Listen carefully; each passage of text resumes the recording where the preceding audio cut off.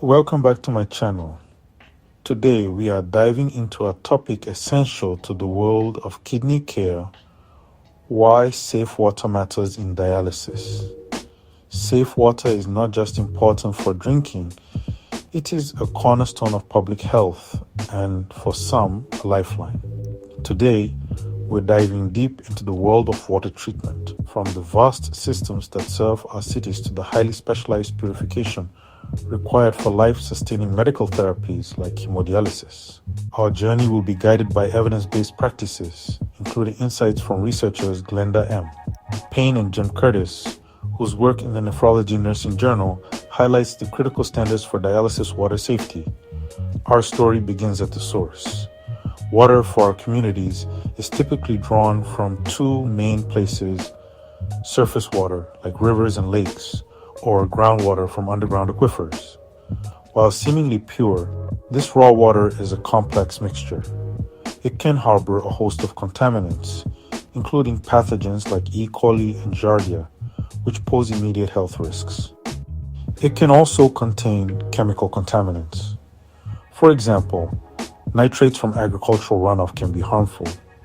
Heavy metals like arsenic and lead can also be present. Regulatory bodies set strict limits for these, such as the World Health Organization's guideline of 10 micrograms per liter for arsenic, to protect public health. To make this water safe, it undergoes a multi-step journey at a treatment plant. The first step is often coagulation and flocculation. Chemicals like alum are added, causing tiny suspended particles to clump together into larger, heavier masses called floc. Next, in sedimentation, the water sits in large basins, allowing this floc to settle to the bottom. The clearer water from the top then moves to filtration, typically passing through layers of sand and gravel. This removes even finer particles, aiming for a turbidity or cloudiness of less than 0.3 nephelometric turbidity units. The final crucial step is disinfection. Chlorine or chloramines are added to kill any remaining microorganisms and provide a protective residual that keeps the water safe as it travels through the distribution system to our homes. But for many applications, conventional treatment isn't enough. Advanced processes are needed to tackle specific challenges. Activated carbon filters are excellent for removing organic compounds that cause unpleasant tastes and odors, and they are also critical for removing chlorine and chloramines. Membrane filtration, especially reverse osmosis or RO, uses immense pressure to force water through a semipermeable membrane, rejecting up to 99% of dissolved salts, metals, and other impurities. Ultraviolet, or UV, disinfection is another powerful tool. It uses light at a specific wavelength to inactivate bacteria and viruses without adding chemicals. These advanced systems are not just for industry, they form the backbone of medical water purification. Now, let's focus on a scenario where water purity is a matter of life and death: hemodialysis. For the average person, the gut provides a natural barrier against trace water contaminants. But for a dialysis patient, this barrier is bypassed. Patients are exposed to hundreds of liters of water each week, used to make a solution called dialysate. This dialysate flows on one side of a thin membrane in the dialyzer, while the patient's blood flows on the other. If that water isn't properly and rigorously treated, contaminants like bacteria, endotoxins from bacterial cell walls, and chemical impurities like aluminum or chloramines can cross that membrane and enter directly into the bloodstream. The consequences can be severe, ranging from fever and inflammation to chronic, long-term complications. This is why, as Payne and Curtis emphasize, every nurse and technician involved in dialysis must deeply understand the clinical ramifications of water treatment and dialysate preparation. It is a fundamental pillar of patient safety. A dialysis water treatment system is a sophisticated, multi-barrier fortress. It begins with temperature blending valves and sediment filters. Then, the water enters dual carbon tanks, which are essential for removing chlorine and chloramines that can cause a dangerous condition called hemolysis. Next, a water softener may be used to remove calcium and magnesium, protecting the reverse osmosis membranes downstream. The RO system is the heart of the operation, removing the vast majority of remaining contaminants. Some systems may also use deionization, or DI, as a final polishing step to remove any lingering ions. Finally, an ultrafilter may be placed just before the water is distributed to ensure the removal of any remaining bacteria or endotoxins, achieving what is known as ultrapure water.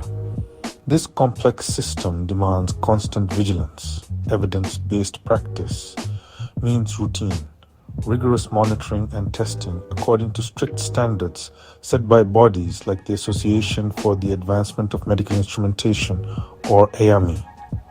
For example, the AAMI standard for chloramine is less than 0.1 milligrams per liter, far stricter than municipal standards. Bacterial counts must be below 100 colony forming units per milliliter, and endotoxin levels below 0.25 endotoxin units per milliliter.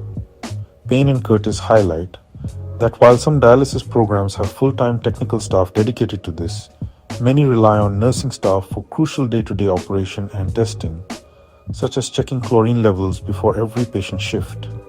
This shared responsibility makes seamless communication and collaboration across the entire care team absolutely vital to patient safety. Nurses, technicians, and biomedical engineers must work as a unified front, understanding each other's roles, meticulously documenting results, and acting swiftly when any parameter falls out of specification. This teamwork ensures the integrity of the water system and protects every patient who depends on it. The field is also evolving. The researchers describe the rise of integrated hemodialysis systems. These are advanced machines that combine the water treatment, dialysate preparation, and delivery systems all into one compact, often portable, package. These innovations are particularly valuable for home hemodialysis, empowering patients with more flexibility and control over their treatments. While these integrated systems simplify many processes through automation, they do not eliminate the need for diligence. They still require strict adherence to manufacturer-prescribed disinfection and monitoring protocols. Whether in a large clinic with a central water plant or at home with an integrated machine, the fundamental principles of water safety remain the same. So, what is the bottom line? First, water for dialysis is not just filtered water, it is a prescribed medical therapy component manufactured on site to exacting standards. Second, evidence-based water treatment practices, from the carbon tanks to the final dialyzer, are proven to save lives and prevent complications. And third, safety is a shared responsibility. Nurses, technicians, and all clinical staff must work together, follow protocols meticulously, and remain ever vigilant to ensure that every single drop of water used in dialysis is safe. As Payne and Curtis powerfully remind us, patient safety depends on vigilance at every single step of the process. This video was inspired by the peer-reviewed article Water Treatment for Hemodialysis, Keeping Patients Safe by Glenda M. Payne and Jim Curtis, published in the Nephrology Nursing Journal. From the river to the vein, the journey of water is a testament to science and dedication. For dialysis patients, safe water isn't optional. It's the very essence of life-sustaining care. If you found this video useful, please like, share, comment, and subscribe.